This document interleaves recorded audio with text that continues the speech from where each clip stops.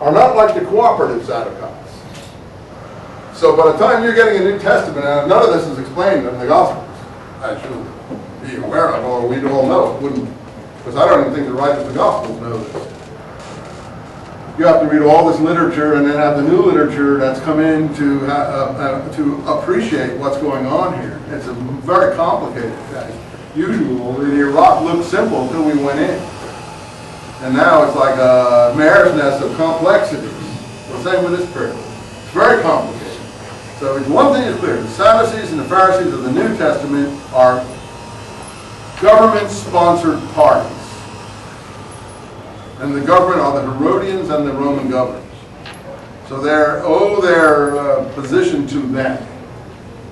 But you see, just to show you that they're not the popular parties as usual in every time and place are the nationalist parties. These are not the nationalist parties. They're willing to take orders from Rome, therefore they would be considered collaboration parties. And sure enough, when the revolution occurs, when the war against Rome in 66 occurs, what's the first thing they do? Burn all the high priest palaces. Wait, so you don't have that in the New Testament. That's not in Mel Gibson's movies. What do you mean? They're Christian, they're against the high priest? No, they're Jewish, they're against the high priest. You know, to the simple-minded approach to the history here, one that is bent on portraying the situation negatively as far as the native peoples go, and only people like us being good. This is a fact, just like Herodians not being Jewish king that goes by the courts. So how many know that the Jews burned all the high priest palaces, and all the Herodian palaces too? Why would they do that? These are their priests? No, they weren't. They never were. They were put upon them by foreign power whom they despised. It's like saying that the American government in South Vietnamese, if they did something in South Vietnam, was the whole Vietnamese people were responsible. No, the North Vietnamese and the Viet Cong and all these other groups would say, we're not responsible for what those people did. They're just stooges of the Americans. They're not. They don't represent the people, and we finally overthrew them. Well, I don't know the whole situation there, I don't want to go into it. But that's a similar thing.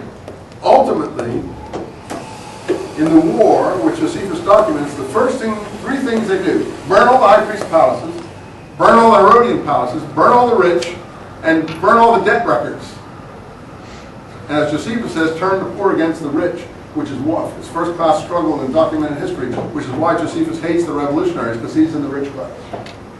And he's gone over to the Romans and he hates them and he despises them. And he portrays them as negatively as he can, but he can't not admit their bravery, heroism, and the fact that they control things for a period of 4 years. So, going back to 37, the people don't follow the Pharisees. Do not open the gates to Herod, they resist. It was the same when Pompey came in 63. They resisted. And the Pharisees were on the other side. They were part of the connection that invited Pompey and the foreign armies into the country, as they do later on when the war against Rome begins. They invite the Roman troops to put the uprising down. So consistently from 63 BC, even before, to 37 BC, to 66 AD, the Pharisees always invite the foreign armies into the country. So they're not Jewish nationalist group. You would agree with that. And consistently, the people do not follow their approach. The only time the people ever follow the Pharisee approach is after the Romans have destroyed everything and conquered the temple and promote the Pharisees and the Pharisee patriarchs to the rulers of Palestine and their tax collectors. Then the people are forced, and have been forced in a sense ideologically ever since through the literature they produce, to follow the Pharisee approach. Only when the Romans promote them, just as later the Romans promote Pauline Christianity. They don't promote Pauline Christianity for a couple of centuries, but by the time of Eusebius and Constantine, the Romans promote one kind of Christianity and one kind only. What's that? Pauline Christianity. And that's the kind we are familiar with. So the Romans promote both Rabbinic Judaism and Pauline Christianity as two forms of religious expression that they're willing to live with. What happens to all the other ones? They get exterminated or they get pushed out in the outlying region. Some actually go down to Saudi Arabia, Arabian Peninsula, and create Islam. That's really, huh? Excuse me. When did you say that the Romans began to promote calling Christianity? Well, I don't know. It's not clear exactly how soon this managed to sort of make inroads. It was making inroads very, very early on, sort of, among the people as a whole. But when the government began to defer to it, the official is under Constantine in 300, 310, 320. That's the official takeover, both of the Roman Empire, of Christianity as the Pauline kind that we're familiar with. All the other kinds are declared heretical. And there were other kinds. There was Arianism, there were Ebionites, there were all other kinds of early groups that were considered heretical, and all their documents were burned or banned in the church councils in the 300s. And that's another whole story. But look, I'm getting way ahead of ourselves. Let's go back here. So Herod gets Roman soldiers, he storms Jerusalem, and we now have an Herodian monarchy under Herod and his descendants that are all called Herod, and they're a huge family over time, like the Saudi family in Arabia.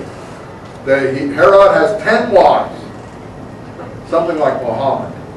Herod has 10 wives. How do we know the Dead Sea Scrolls are anti-Herodian? Because the Dead Sea Scrolls say you shall not multiply wives unto yourself.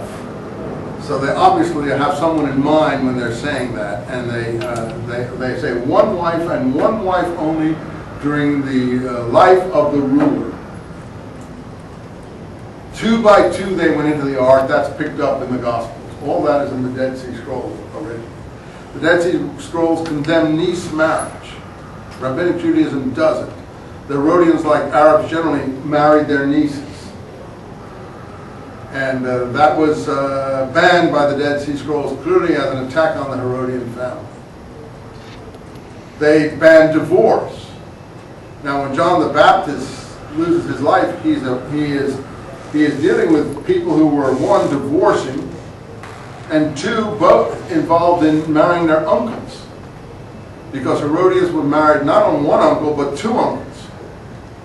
So John has lots of things in the Dead Sea Scrolls to complain about there, and I think those are really the parameters of his complaints and what he's executed on. But in any case, the Herodians take over 37 BC, and by the time the New Testament then is presenting us the history, Jesus is born around the time of the death of Herod, 4 BC. So he's born just when we would think he should be born, when the idea of who's going to be king here is called into question. I really got way beyond myself there. What we'll do time is, and we will start with this book, and I really think we're at a point now that we can start with this book, and we can just pick up. This is a book, as I told you, that was written by the person who helped bring about the takeover of Christianity in the Roman Empire. Eusebius was the bishop of Constantine, who made Christianity the official religion of the Roman Empire in the early 300s, 310, 320 period, and they called the first church council of Nicaea in 325, which Eusebius, the man who wrote this book, organized. So his ideas will be the official ideas of Christianity as they take over the Roman Empire. And some of them are quite frightening, actually. When you read this, your hair can sometimes stand up in your head. Oh, that's fine. That's great. Thanks a lot. See you next time. That was way too much for you guys to get. I don't hold you responsible for any of that material. Except insofar as you feel like bringing it into an essay. My essays will be more directed to what's in this book. But that gets us all on an equal footing. We know we're all on the same stage.